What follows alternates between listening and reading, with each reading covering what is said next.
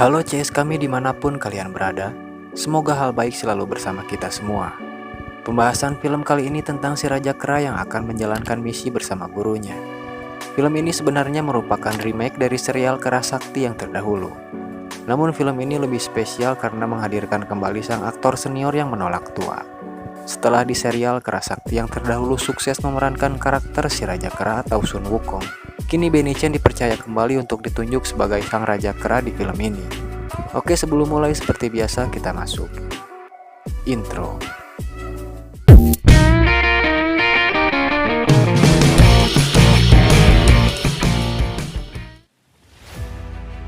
Kisah ini bermula tepatnya pada 500 tahun yang lalu di Kerajaan Langit.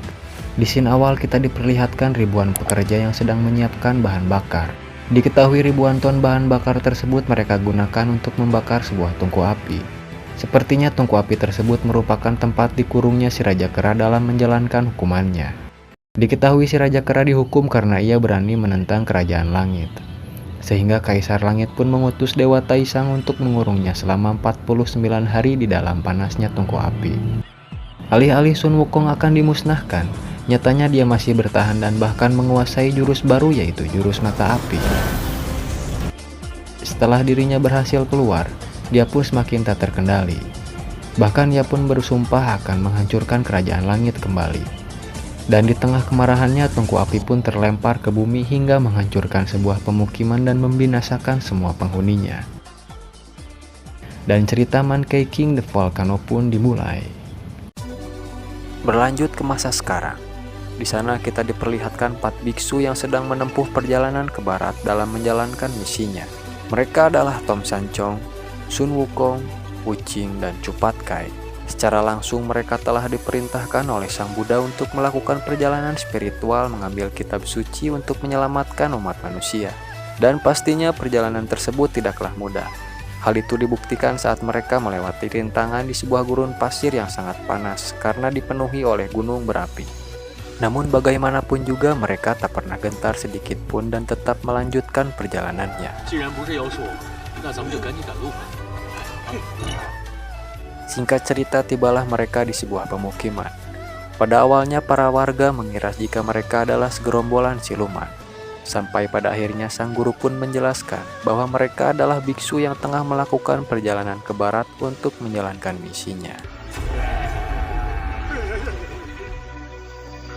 Lalu tiba-tiba muncul seorang gadis yang langsung mengeluarkan jurus tendangannya. Gadis ini bernama Yan Ling-er. Dia juga merupakan warga dari desa tersebut. Ia pun mencurigai kalau mereka ini hanyalah sekelompok penipu, terutama Wukong yang lebih mirip siluman dibandingkan dengan seorang biksu. Di tengah pertikaian mereka, tiba-tiba udara tertiup kencang diikuti oleh hawa siluman yang tercium sangat pekat. Dan ternyata benar saja. Tiba-tiba datang sebuah badai pasir yang memporak-porandakan desa tersebut. Sehingga dengan segera Wukong pun mengeluarkan jurus mata apinya untuk melihat dalang di balik semua itu. Dan setelah Ling-er melihat kehebatan Wukong, ia pun baru menyadari bahwa ia adalah si Raja Kera yang selama ini ia cari.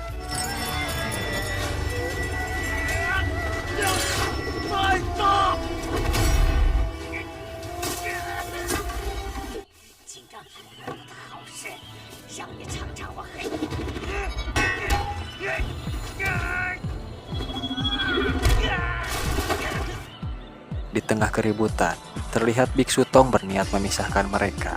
Dan di waktu yang sama juga, Ling-er pun berniat membantu Wukong, namun malah selalu salah sasaran yang secara tidak langsung selalu menyasar kepada Biksu Tong.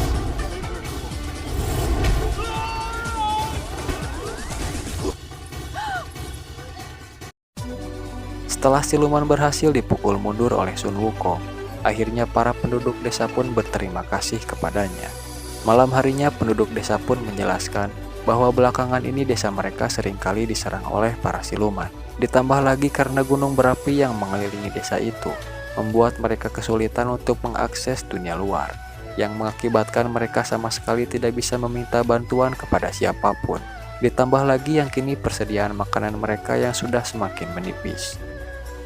Terlihat Wukong yang sedang sendirian didatangi oleh Ling-er. Namun kelihatannya Wukong sama sekali tidak memperdulikannya. Ling-er pun mulai mencerca dengan berbagai macam pertanyaan. seperti bagaimanakah perjalanan ke barat dan pertanyaan-pertanyaan yang lainnya. Dan di saat Ling Er menyinggung tentang Gunung Huakuo, Wukong pun terlihat sangat marah. Terlihat Wukong yang seolah-olah memiliki masa lalu yang sangat kelam dengan kampung halamannya tersebut. Pat Kai yang berusaha menghentikan perbincangan mereka, tiba-tiba tangannya terbakar ketika ia menyentuh bahu Ling Er. Hal itu membuktikan bahwa Ling Er memiliki kekuatan yang cukup lumayan hebat. Dan diketahui ternyata kekuatannya itu mampu melihat masa lalu dari seseorang. Sontak Wukong pun langsung bereaksi dan mengatakan jika kekuatan yang ia miliki adalah sihir milik siluman. Namun Ling Er menyangkalnya dan mengatakan jika kekuatan yang dimilikinya adalah kekuatan seorang peri. Di sisi lain Wukong yang memiliki sifat mudah emosi. Ia pun berniat menghajarnya menggunakan toya sakti miliknya. Namun penduduk desa melindunginya dan berkata bahwa Ling Er adalah orang baik yang selama ini selalu membantu para penduduk mengusir siluman. Setelahnya Ling Er pun kembali menunjukkan sikap baiknya dengan memberikan obat kepada Chu Pat Kai. Singkat cerita, penduduk desa pun meminta bantuan kepada Sun Wukong untuk menghentikan erupsi gunung berapi. Namun Wukong menyatakan keraguannya, mengingat air sebanyak lautan sekalipun tak cukup untuk memadamkan gunung berapi tersebut. Seketika Ling Er pun memberitahu mereka, ternyata masih ada satu cara untuk memadamkan gunung tersebut. Beredar kabar satu-satunya cara untuk memadamkan gunung berapi itu adalah menggunakan benda pusaka yang bernama kipas palem. Dan diketahui juga ternyata siluman angin merupakan anak buah dari siluman kerbau.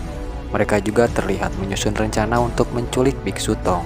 Esok harinya Wukong mengajak Pat Kai untuk meminjam kipas palem. Namun di tengah perjalanan mereka melihat sebuah kedai dan memutuskan untuk mendatanginya. Merasa agak sedikit aneh dengan tempat tersebut, Wukong pun menggunakan mata apinya untuk memastikan bahwa kedai itu bukanlah kedai buatan siluman.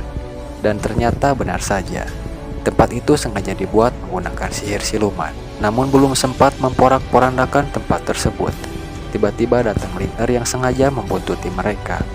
Namun Wukong pun dengan tegas menolak niat baiknya itu. Seketika Ling Er melihat seorang wanita yang berusaha memadamkan api dengan mengipasnya. Namun Ling Er menyarankan untuk menggunakan air. Diketahui juga ternyata Ratu Kipas sudah mengetahui kedatangan Wukong. Bahkan ia juga sudah menebak niatnya, yaitu untuk meminjam kipas palem miliknya. Namun sang ratu tidak memberinya dan malah mengeluarkan kipas palem untuk menyerang mereka.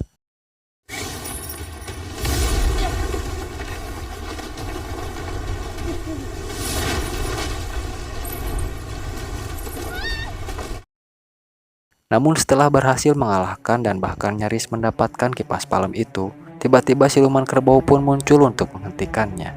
Dari sini akhirnya terungkap bahwa Ratu Kipas ternyata adalah istri dari siluman kerbau. Dan atas kejadian itu siluman kerbau pun mengucapkan terima kasih kepada Ling Er karena telah berhasil menggiring Wukong ke markasnya tersebut. Mendengar pernyataan itu, Wukong berpikiran bahwa mereka bersekongkol. Namun Ling Er segera menyangkalnya dengan mengatakan bahwa hal tersebut tidaklah benar. Keadaan pun semakin memburuk ketika siluman kerbau menunjukkan bahwa ia telah berhasil menyandera Wuqing dan gurunya. Melihat keadaan itu, Wukong pun akhirnya langsung menyerang dan melawan siluman kerbau.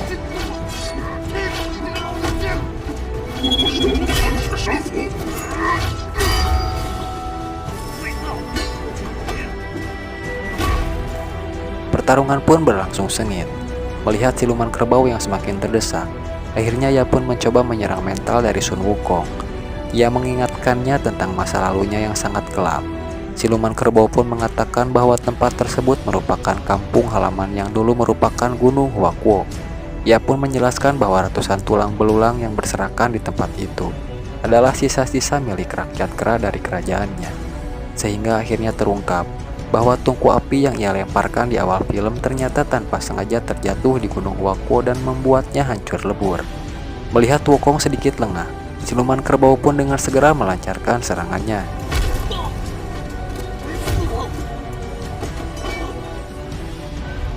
Namun tiba-tiba Wukong pun mengamuk dan mengeluarkan seluruh emosinya.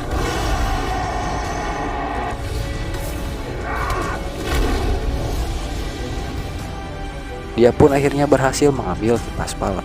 Dengan situasinya yang masih diliputi rasa emosi, ia pun berusaha memadamkan gunung berapi tersebut.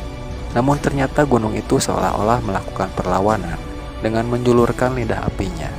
Untunglah di waktu yang bersamaan, Patkai bersama Ling Er menyusul Wukong yang telah terlempar oleh sambaran api. Sementara itu di tempat lain Wuqing masih sangat yakin kalau Wukong pasti akan datang untuk menyelamatkan mereka. Tak lama kemudian Patkai pun kembali ke markas siluman kerbau. Namun sudah jelas bahwa kekuatannya bukanlah tandingan siluman kerbau. Kembali ke Wukong yang terlihat dihampiri oleh Ling Er. Ia pun berusaha menghiburnya. Dan lagi-lagi hal itu pun ternyata sia-sia. Akhirnya ia pun menggunakan kekuatannya untuk mengajak Wukong kembali ke masa lalunya. Di sana ia kembali mengingat peristiwa 500 tahun yang lalu, yaitu sesaat setelah ia menghancurkan Istana Langit. Dia juga dibawa kembali mengingat tentang Gunung Huakuo sebelum peristiwa hantaman tungku api yang meluluh lantakkan tempat itu. Di sini juga terlihat bahwa Wukong tak sengaja melihat potongan ingatan Ling Er. Nyatanya saat itu terlihat Ling Er hanya menanyakan keberadaan Sun Wukong, dan pertemuan mereka pun terjadi sebelum rombongan Wukong tiba di desa tersebut. Dari sini dapat disimpulkan bahwa Ling Er memang tidak bersekongkol dengan siluman kerbau. Setelahnya Wukong pun melihat dalam ingatannya guru dan kedua adik seperguruannya. Setelah itu pun ia menyadari, meskipun banyak penyesalan di dalam dirinya, namun nyatanya masih banyak hal berharga yang harus ia lindungi. Dari sinilah akhirnya Wukong pun memutuskan untuk pergi menyelamatkan guru dan kedua adiknya. Sesampainya di sana terlihat Patkai yang hampir dibunuh oleh siluman kerbau. Namun beruntung Wukong yang datang tepat waktu dapat mencegahnya. Akhirnya pertarungan pun terjadi kembali. Dengan jurus Kage Bunshin-nya, terlihat dengan mudah Wukong pun bisa melawannya. Karena memang diketahui sebenarnya kehebatan Wukong jauh lebih unggul dari siluman kerbau.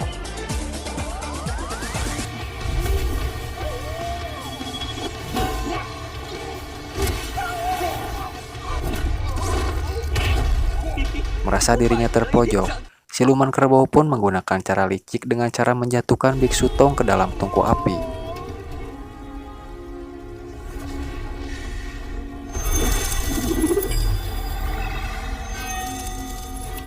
Akhirnya ia pun berhasil mengeluarkan gurunya.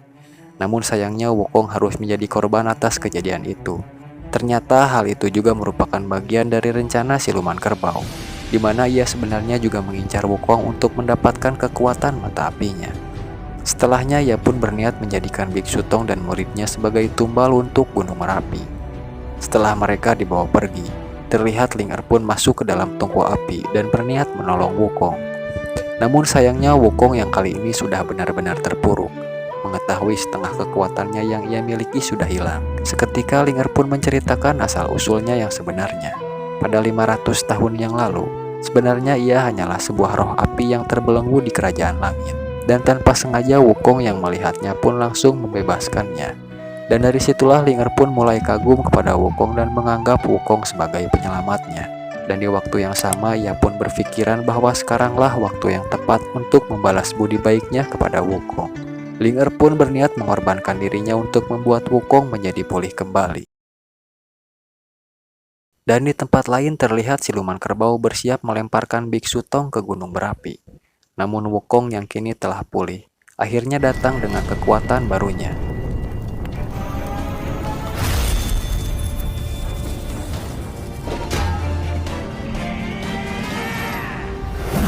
Dan sepertinya pertarungan kali ini merupakan pertarungan final battle untuk mereka.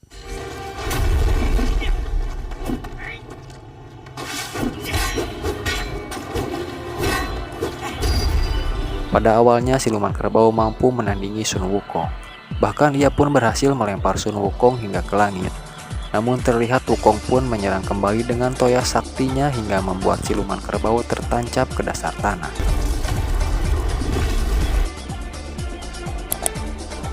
Sebetulnya ia bisa saja membunuh siluman kerbau.